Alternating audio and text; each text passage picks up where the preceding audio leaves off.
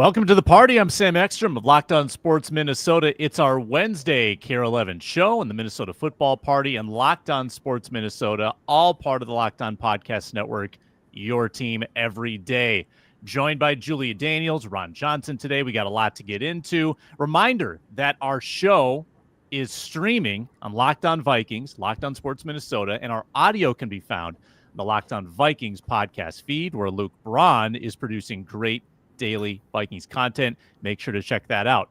KOC snubbed from a top 10 coaches list. Absurd. We start the show with that. Then we rank our top 5 Vikings relevant to the 2025 campaign. Are the Vikings closer to a title than the Timberwolves? Probably the top 2 teams in town right now. We debate that. And speaking of the Timberwolves, they have new owners officially. What can they learn from the well-run Vikings organization? All that coming up on today's Wednesday KARE 11 Spectacular Minnesota Football Party. Reggie Wilson still on paternity leave, and we wish him well. Ron Johnson getting reset up. There he is. Let's meet the crew today and see what they want to talk about. Julia? Hey guys, Julia Daniels, KARE 11 sports reporter, holding down the fort while Reggie is out. It's going to be a day today. We're doing podcasts, and also I'm all by myself in the sports department for the NBA draft tonight. So pray for me, everybody. 17th pick. Ron. Some technical difficulties on Ron Johnson's side. Not sure he can hear us.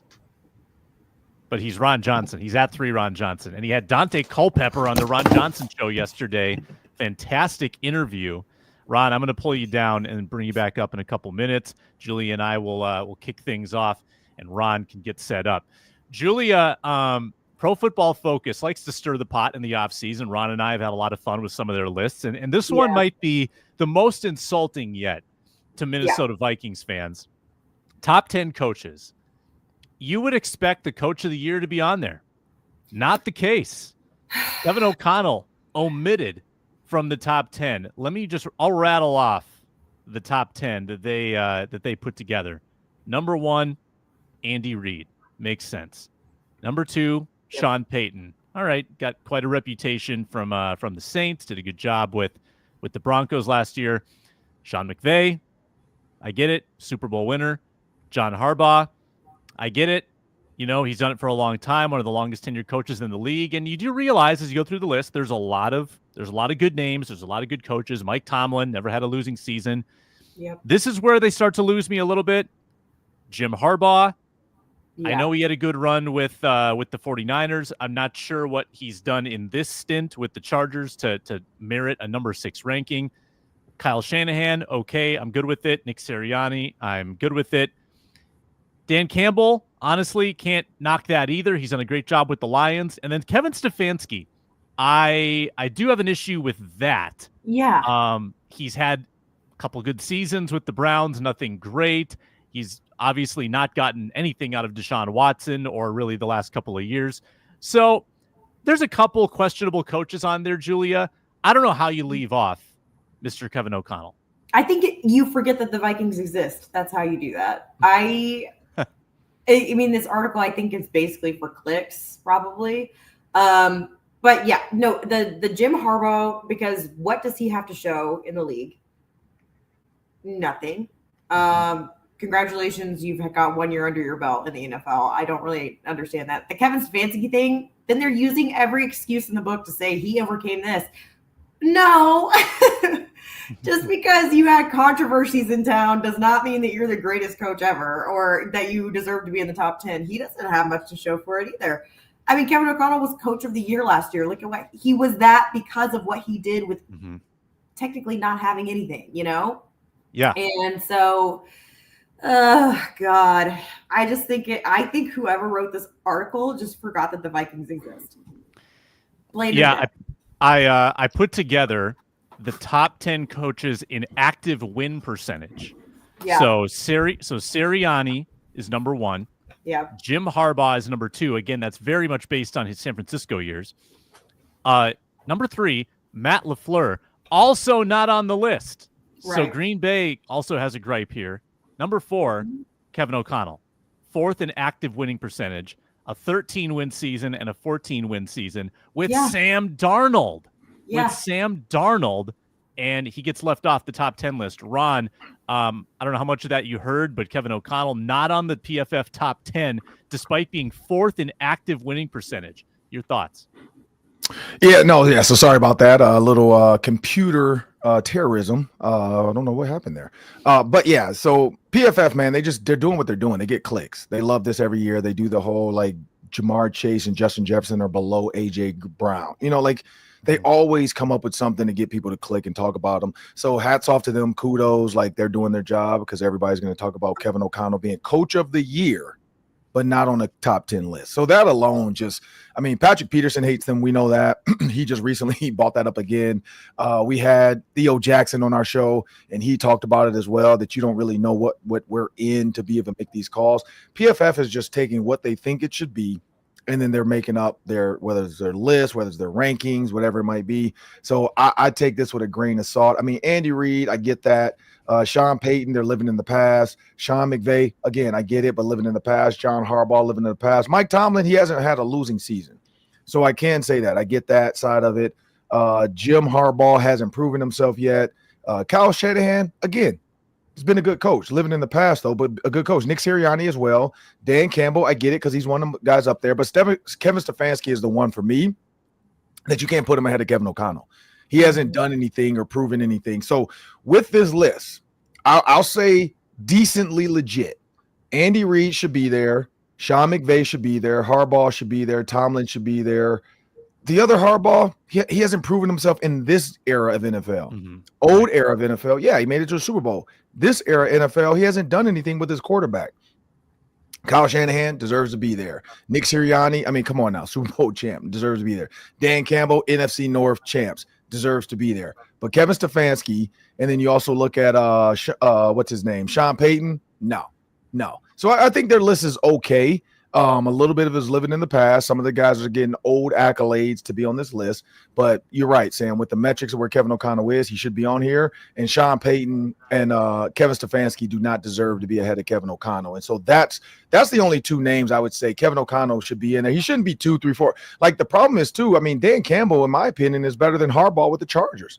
I don't understand how he's so low. Right. Like he's definitely better than the Chargers coach. So I don't understand why he would be so low.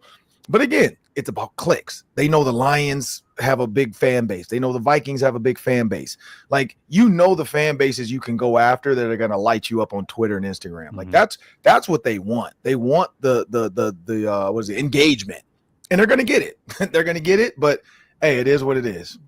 List seems very strongly weighted to career accomplishment. Correct. And it's de-emphasizing recent success. So O'Connell left off, Campbell number 9, LaFleur left off, Sean McDermott left off, and they're giving the nod to the lifers, right? The Andy Reids, Sean Payton getting a ton of credit on this list, and I think you can give him a nod for what he did with Bo Nix last year, but I just have a hard time counting what he did with the Saints and what Harbaugh did with the 49ers 15 years ago for the sake of this argument, because the league has changed so much.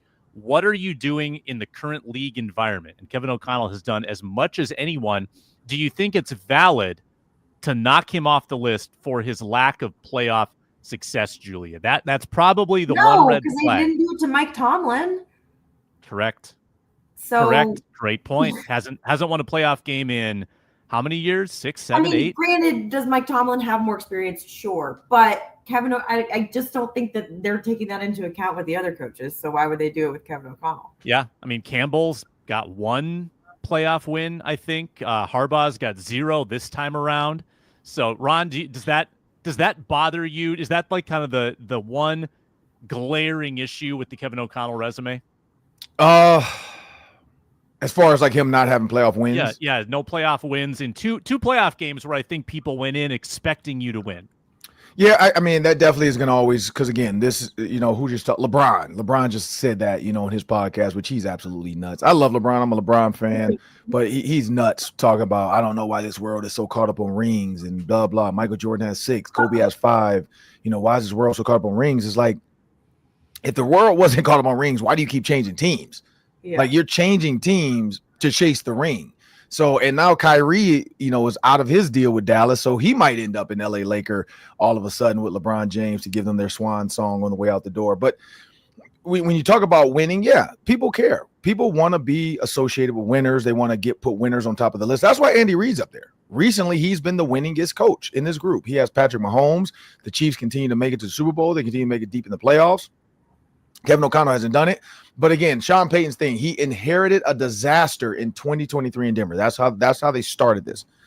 Kevin O'Connell inherited a quote-unquote disaster quarterback in Sam Darnold, and nobody thought he would be that good. So again, this is not a recency bias type of list. This is you're right, Sam, this is a historic list. If you're going to do that, don't say, what is it saying?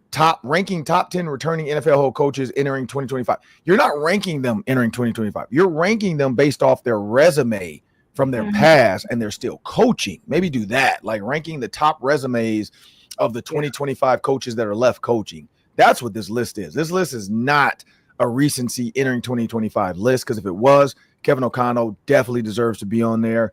Sean McDermott with the Buffalo Bills definitely deserves to be on there. Kevin Stefanski, you got to prove it to me. And what's his name? Sean Payton, heck no. I don't care what kind of disaster you inherited. You did nothing in Denver. Yes, you got Bo Nix to do a little bit and look okay, but definitely not what you thought it was going to be when you went there and, Russell Wilson showed up and said, let's ride. It's not the same team. Yeah. If PFF decides to rank the top 10 college coaches, I expect Belichick to be number one. By the way, has Russell Wilson, has he put out a let's do something in New York? Is it let's take a bite out of the Big Apple? Like, has he said anything yet? An apple a day keeps the blitz away. Like, I thought he did say something. I don't remember what it was though. An apple a day keeps the blitz away. That's good. I think that was Eli Apple's catchphrase though. When we come back, we'll put together our own list, and we will probably snub some people.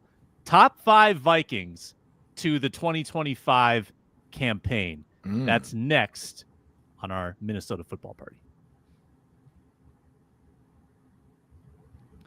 We are brought to you today by Monarch Money. Monarch Money is an outstanding resource for tracking your money, building wealth. You can share with your partner. You can see the finances that you have going on. You track the accounts. You track the expenses, the transactions, the savings accounts. It's all in one place. It's a one-stop shop. When you know how the money's being spent, you can start building your wealth. Is there a specific category that you want to track? Maybe it's takeout. Maybe it's subscriptions for entertainment. Is it adding up more than you expect? Monarch Money helps with that. They show you which various pots or categories the money is going into. Really handy. Take control of your finances with Monarch Money. Use code LOCKEDONNFL at monarchmoney.com for 50% off your first year. That's monarchmoney.com. Code LOCKEDONNFL for half off your first year. All right, rolling on. Minnesota Football Party. Here's the criteria for our list today. Top 5 most important Vikings to the 2025 season. I'm going to suggest we start with our 5s. We'll go around, then we'll do 4, 3, 2, and 1. My notebook. What'd you say? I had to find my notebook. I had wrote it down, and I got like all these notes for people. There you go. I got these notes. So, Rain Man over there. I go a little too far sometimes in lists. I do. I admit that. I appreciate it. My number 5 is someone overlooked until you need him. Will Reichard. If you're going to be a great team, you got to make clutch kicks.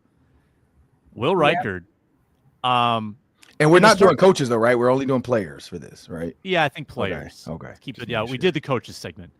I think that Will Reichard started out so well last year, then got hurt. Had a lot of 57-yard kicks that he wasn't able to make that kind of ruined his average. But I think he's got a really good leg. I love his potential. I love his future. I don't think he was really tested in a whole lot of really clutch situations last year. The Vikings were ahead in so many games. He didn't have to make like a kicking down by 2 with a minute left to go ahead. He didn't have a lot of those situations. I'd like to see him in some more of those situations this year, and he probably will be in some of those situations this year. So Will Reichard is going to have the game on his foot a handful of times, I predict, and that could swing some outcomes for the Vikings. So that's my number 5. Julia, who you got? I'm going to go Roll Tide, Jonathan Allen. I think that he is going to bring an important presence just in general to the defense this year. But I also think, he's a veteran, and I think they needed, some pass rush help on the interior of the defensive line. And he's I think that's the expectation for him this year. So I think it'll be interesting to see how Jonathan Allen acclimates to a new team because we've never seen him do it before. But that being said, 8 years? Oh my God, 8 years ago. 8 years ago is when he entered the NFL, and he didn't seem to have too many issues there. I know he's coming off injury, getting back into the swing of things, but I'm going to go, he's my number 5 for most important because I think he's going to be crucial to the defense this season. Couple of Alabama guys, my guy, your guy. Ron, who you got, number 5? This is a combo pack for me. I'm going Kelly and Fries. I think upside in the middle when you got JJ McCarthy, and that was the big knock, was the pressure up the middle, and we got to keep the quarterback's feet calm. The only way to keep the quarterback's feet calm is to keep that middle of the pocket. We know the tackles and the other 3 guys are fine. It's the 2 new guys, in my opinion, are the most important of this offensive line as far as. And I mean, I could have said Darisaw, but we don't know when he's back, so I'm gonna stick with these 2 new guys. I like the rookie in there too. I guess we could say those 3 together. But for me, it's that combo pack of Fries and Kelly. Kelly with a side of fries. I'm going to go number 4 with Isaiah Rodgers. You got to have a serviceable CB2 because the cornerback is on an island more than any other defender on the field. So if that's a weak link, that's a problem. And Isaiah Rodgers is being asked to do more than he's really ever done. And you could say the same about Theo Jackson, too, at safety. But I think corner is an even more vulnerable position. If you have 2 good corners, you're in really good shape because then you can throw Metellus out there as your kind of third safety. You've got the 2 good linebackers. You got the defensive line all squared away. So if Rodgers turns out to be what you expect, that answers a lot of questions on your defense. So I think that is my number 4. Julia, who's your number 4? My number 4 is going to be Sunshine, Andrew Van Ginkel. Didn't he lead the team in sacks last year? I think he just edged out Grenard by a little bit. I think you could be right. Yeah. I mean, he was such a sleeper headed into last season. I think now we have a little bit more idea of what to expect from him. But I don't see him not delivering on building off what he started last year. I can only see his performance going up unless, obviously injury happens or something like that. But I'm going to go Gink on this one. I think that sometimes teams forget about Andrew Van Ginkel too, especially there to start the season. And so he'll be a sneaky little weapon that they'll have for sure this year. Mm-hmm. Love it. Starting with Sam's number 4. I like that. I'm going the other side, though. I'm going Byron Murphy. You got the Bears. You got the Falcons. You got the Bengals. You got the Steelers. You got the Eagles. I'm skipping the Browns. I'm not scared of them. You got the Eagles. And then you have the Lions. So when you look at those teams and the way they throw the ball and the way they're going to try to put the ball in, you don't go get Aaron Rodgers if you're not putting the ball in the air if you're the Pittsburgh Steelers. So when they're going to be overseas, it's definitely going to be deep balls out there in Dublin. Deep, is it Dublin? Dublin, right? Ireland? Yeah. Mm-hmm. Deep balls in Dublin. You got to go out there. And he has DK Metcalf too, right? Yeah.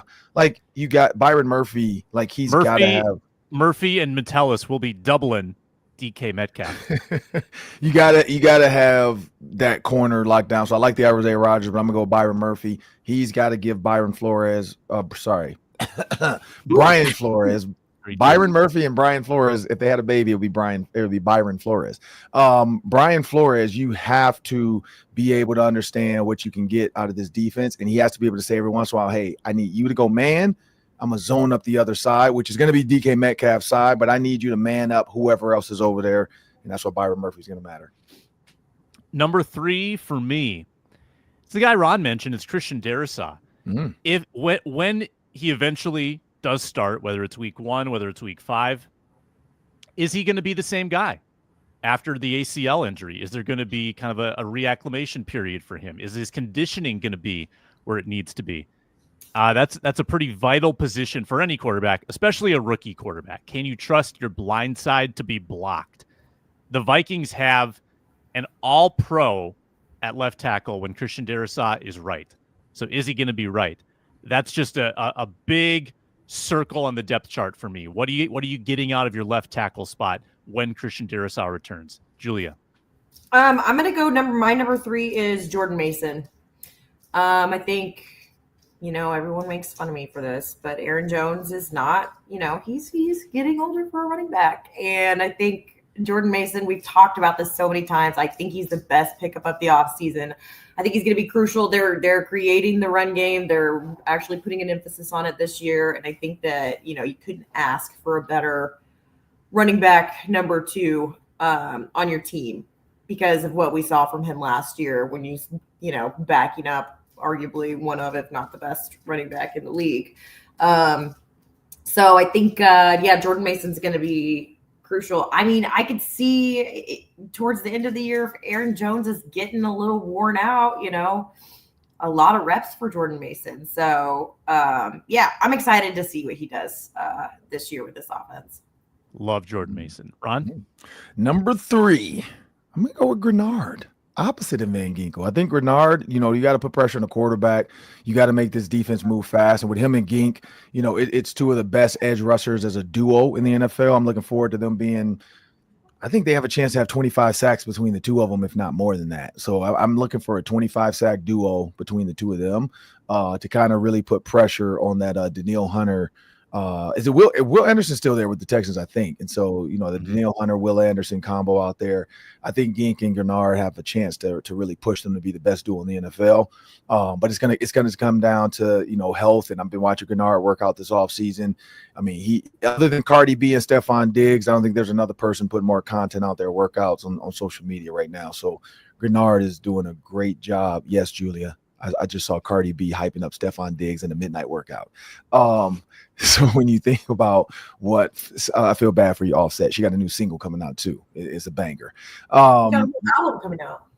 I know she just released one of the singles though, and she called him out. She talked about Stephon Diggs as that guy. She's outside right now. Anyway, Grenard's my guy. Is going to come down to sacks. But again, I think Will Allen Jonathan Allen, all those guys inside.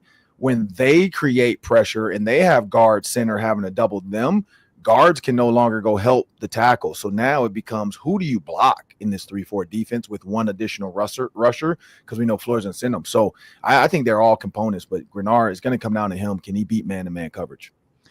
When you think about what the players on this defense typically get from a sack production standpoint, it's like, I don't know who's going to sacrifice sacks, because I think it through and I think, all right, well, Van Ginkel's going to get double digits. Grenard's going to get double digits. Then you got Hargrave and Allen combined. They probably get double digits.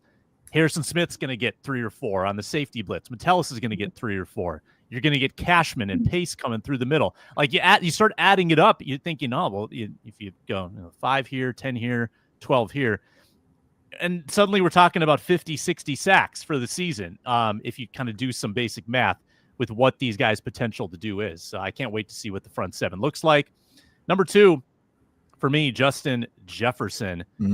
Can he keep beating doubles with this type of regularity? When he's on the field, the diversion that he is for Jordan Addison's sake, for TJ Hawkinson's benefit, for Jalen Naylor. I looked this up last week. Vikings were second in the league, or maybe it was first or second in defensive pass interference penalties drawn, and they were first in defensive holding penalties drawn. And if you combine the two, they were by far number 1 in getting the defense to get grabby, to get reachy. They get a good whistle, and that's in large measure due to Justin Jefferson just being out there. He's the ultimate diversion. He generates so many yards via penalty. It's too bad it doesn't count to his total. But it's a different ball game when you have him on the field. Even if he's not making catches, he's just there. So that's J.J. McCarthy's best friend is Justin Jefferson, opening things up for everybody else, not to mention producing himself. Julia? I'm going to go Josh Metellus. I think Nice. obviously the past 2 seasons have been his best years yet. And he's, what do they call him? The Swiss Army knife of the defense, because he just does it all, right? He's responsible for a lot on the field, and then he's also so responsible for just the vibes in the locker room. He is kind of the guy that creates the community amongst the team. I would say it's him and Justin Jefferson that are kind of responsible for those duties in terms of, and they've done a really great job with that. I mean, we saw it especially last year. I don't want to dog on Kirk too much, but I felt like Kirk was kind of a Debbie Downer in the locker room. People were kind of buttoned up and this, that, and the other. And once he was out of there, then it was like Josh and Justin kind of took over, and you could see a difference, as somebody that's in there at least twice a week, if not 3 times a week, you can tell just the kind of energy that they bring to the team. And so I think Josh Metellus serves as a spark plug during games and also just during the week when they're getting ready for games. So Josh Metellus, I think, is so important to this team, and they should definitely be doing everything that they can to keep him around for a while. Yeah, he's the last domino to fall in the extension game with Kwesi this offseason. Got to get him locked up. Ron? So that's why I like having my list, so it's proof. I had Justin Jefferson, but I'm going to change it. I'm going with Hawkinson. I think when you look at TJ Hawkinson and being a tight end in this offense, the NFL with Travis Kelce, you look at how many teams utilize and deploy the tight end in order to help out the receivers as well. The San Francisco 49ers with George Kittle, the Detroit Lions as well with their tight end. I think that's becoming the game. I mean, the Raiders went out and drafted a guy in the first round, Brock Bowers, because of how they saw Andy Reid deploy the tight end, and they're hoping Geno Smith can use him there.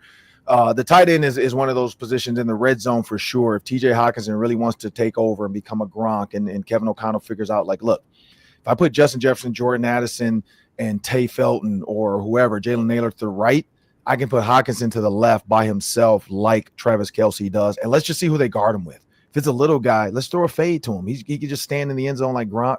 Just throw it up high and let him body him up. He is a basketball player. And so, I mean, we saw Kyle Rudolph do that against the Saints. I mean, you guys remember that fade route to win that game that people are saying to push off. Shut up, Saints. It's not a push off. It's a touchdown.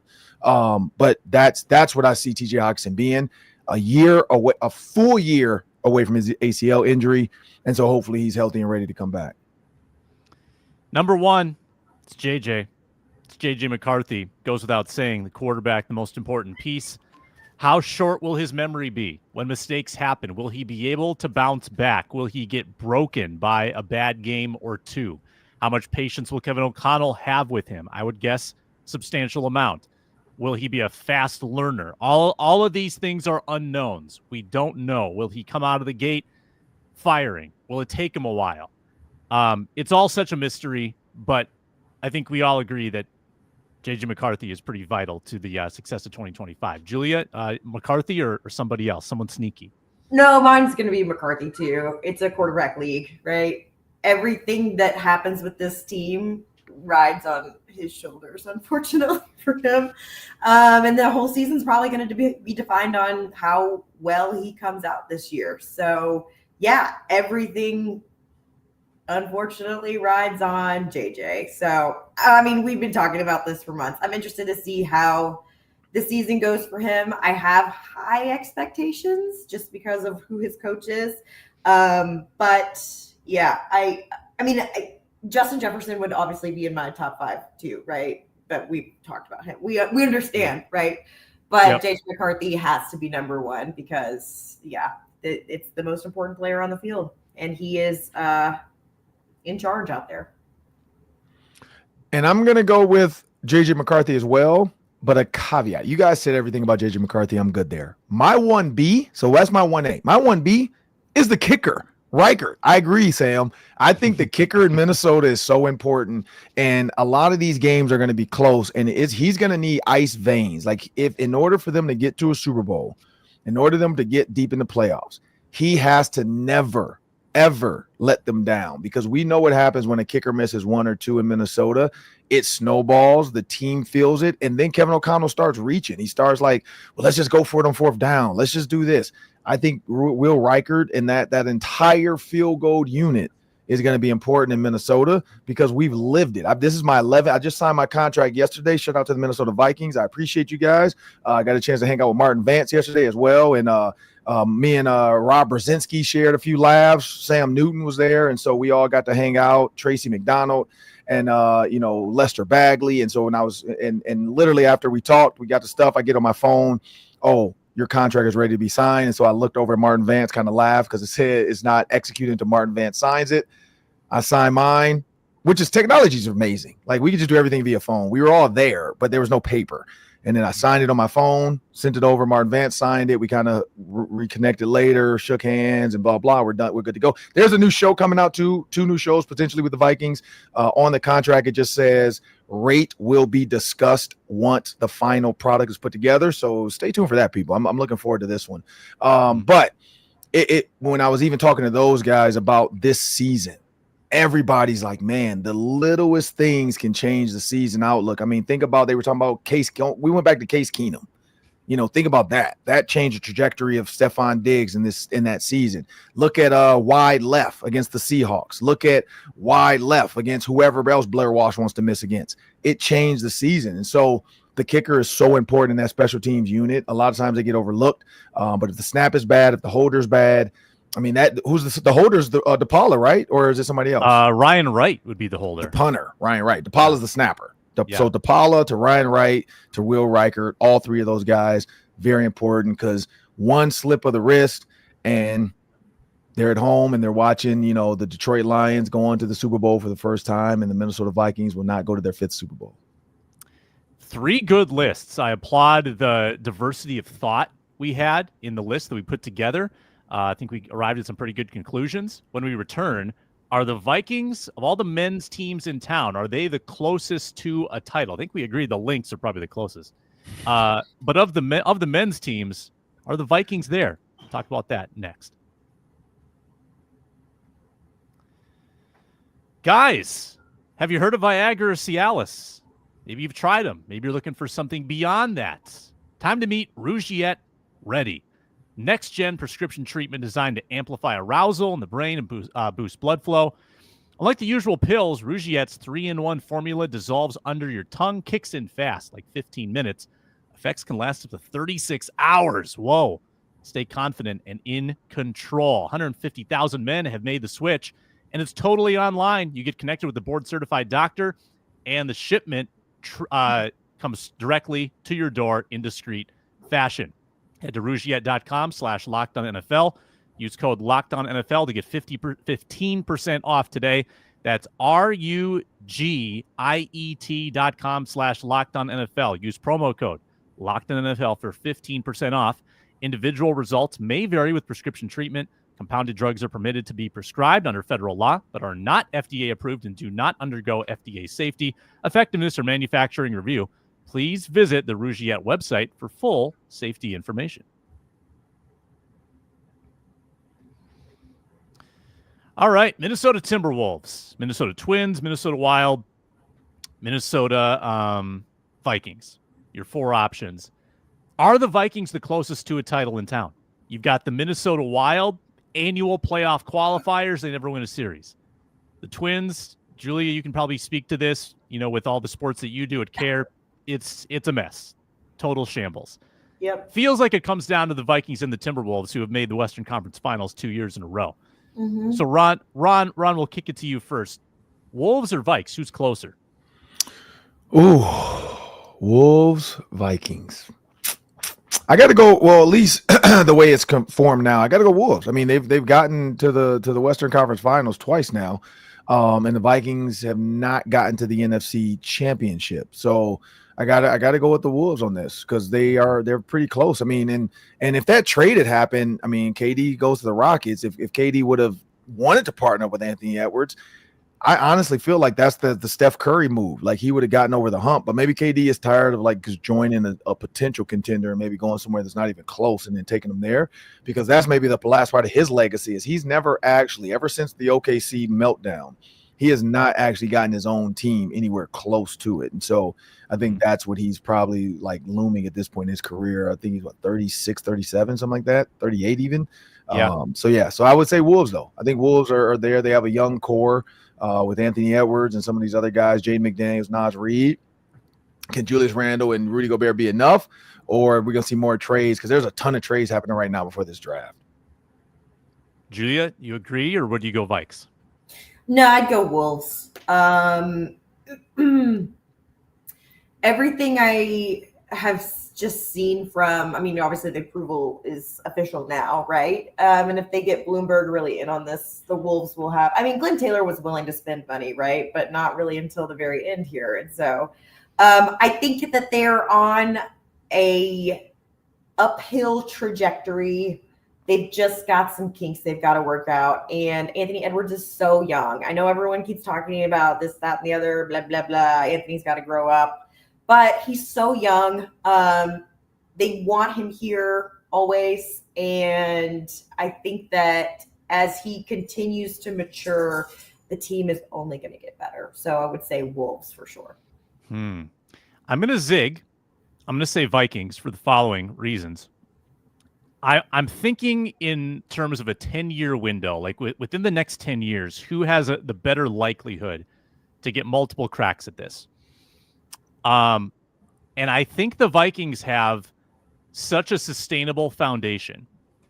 They are becoming a destination for free agents. People want to play for the Minnesota Vikings. They've got the rookie quarterback set up right now. They've got the roster intact. So I think the Vikings, like going forward, even if it's just the next 3 years, I think the Vikings are going to have every bit of chance to make a playoff run as the Timberwolves. Timberwolves have a chance too. They're also in a hyper-competitive conference, and they're more vulnerable to a key player getting hurt, season over, key player getting disgruntled, right? Changes everything. If Anthony Edwards decides he wants to play somewhere else, that changes everything. If you lose your second-best player due to injury, that hurts your chances significantly. Football teams can withstand injury much, much more easily. And I think the Vikings are so deep. They're so loaded right now. I actually like them long-term to have more cracks at it. The Timberwolves have, to their credit, won multiple playoff series 2 years in a row. That's more than you can say about the Vikings. The Vikings haven't won 2 playoff games in 38 years. But I like the foundation the Vikings have. And I just think that football, you got to have that strong foundation so that you can absorb bad things happening like injuries. Ron, does that track at all? Like, do you think the Vikings foundation, like set up for the next decade, is in a good spot to compete multiple times? I wouldn't say decade because football is so fickle, but I will say in the next 5 years for sure. Because you got Justin Jefferson, you got potentially Addison. Who knows what's going to happen with that contract? But you got Justin Jefferson, you got TJ Hockenson, you got your offensive line, and you'll have your defense for the most part. We know some of the older guys are going to be done in maybe 2 to 3 years, but you'll have your core defensive guys like Harrison Smith walking out the door is going to be a sad day for everybody. Mm-hmm. But I think they have their core in place, like the core guys, and they have Kevin O'Connell and Kwesi under contract for 5 more years, right? Is that what it is? Or 6? Yeah, something like that. Yeah. So yes, that's what I would say. I'd say at least 5 to 6 because you never know what's going to happen. Like, Justin Jefferson, he might want more money, and the Vikings are like, when he's older, they might treat him like Randy Moss. Randy Moss should have never left the Minnesota Vikings, but it's just one of those things that as people get older, money changes hands, people aren't happy, things happen. But yeah, I definitely say 5 to 6 years. They're set up to be in the playoffs every year. If JJ McCarthy, so that's the caveat. If JJ McCarthy is good, if JJ McCarthy is trash, they are going to struggle. And they're going to be looking for a veteran quarterback out there. I mean, they might ask Tom Brady to come out of retirement the way Kevin O'Connell feels right now. Or because Aaron Rodgers said this looks like to be his last year with the Steelers. Maybe Kevin O'Connell says, don't do it. Give me 1 more year with Justin Jefferson. I promise you I'll make it great. Like, if JJ McCarthy is not ready. But I think sitting for a year, and Dante Culpepper, we had him on the show this week, Dante Culpepper said it best. If J.J. McCarthy prepared the way he should have this past year, he'll be fine. Let me ask Julia improv question here based on what Ron said. So J.J. McCarthy's the biggest question mark in maybe Vikings history. Like so much is riding on his success or failure. Yep. If he plays the whole year and the Vikings go 6-11 and there's flashes, but it's not great. Do you give him the second year to figure it out, knowing that you don't have a long window? You got a 2 or 3 year shot crack at this thing here with this roster. Do you give him a second chance in 26 if 25 doesn't go the way you expect? Yeah. I mean, this is basically his rookie season, right? And you can't. I think we are just in a time and place that's we've never been in with the NFL, where the expectation is these guys are going to come straight out of college or something like that and just, have a year like Jaden Daniels did. That's not how it works. That's not how it's supposed to work. If you don't give a quarterback at least 2 seasons to get acclimated to the league, I think you're stupid. Being honest, you can't like we have high expectations for JJ McCarthy, but at the same time, I don't think any of us are going to be like surprised if things aren't great this year. You can't just expect him to come out swinging. We would love to be pleasantly surprised by excellent play and whatnot, but you cannot expect him to come in at such a young age with no experience and just be incredible right off the bat. Losing a losing record like that, sure, not what Vikings fans wanted. He's this great quarterback. It's is he the highest draft pick for a quarterback in Vikings franchise history?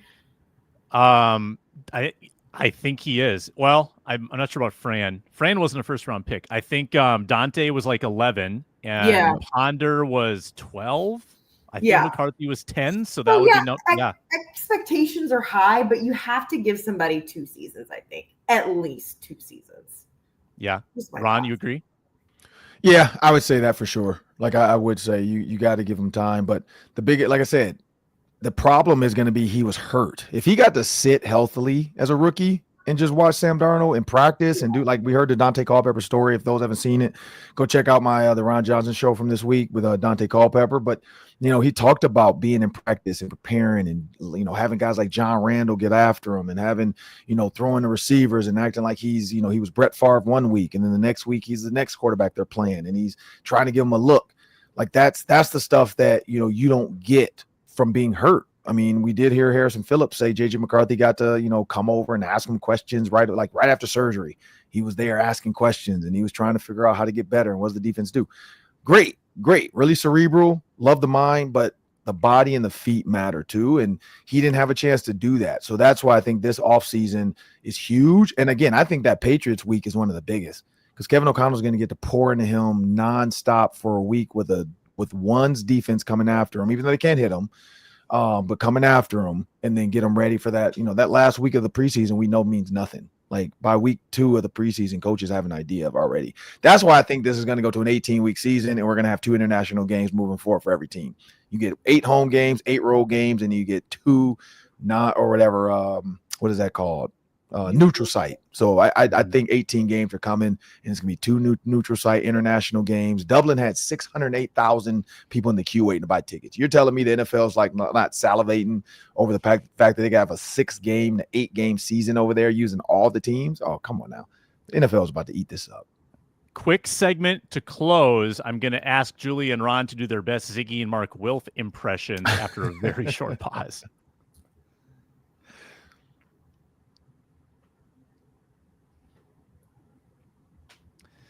Okay, there's a new ownership group in town. We knew this was happening. A-Rod and Lori. I think we're calling them Low Rod now. That's what I've seen written.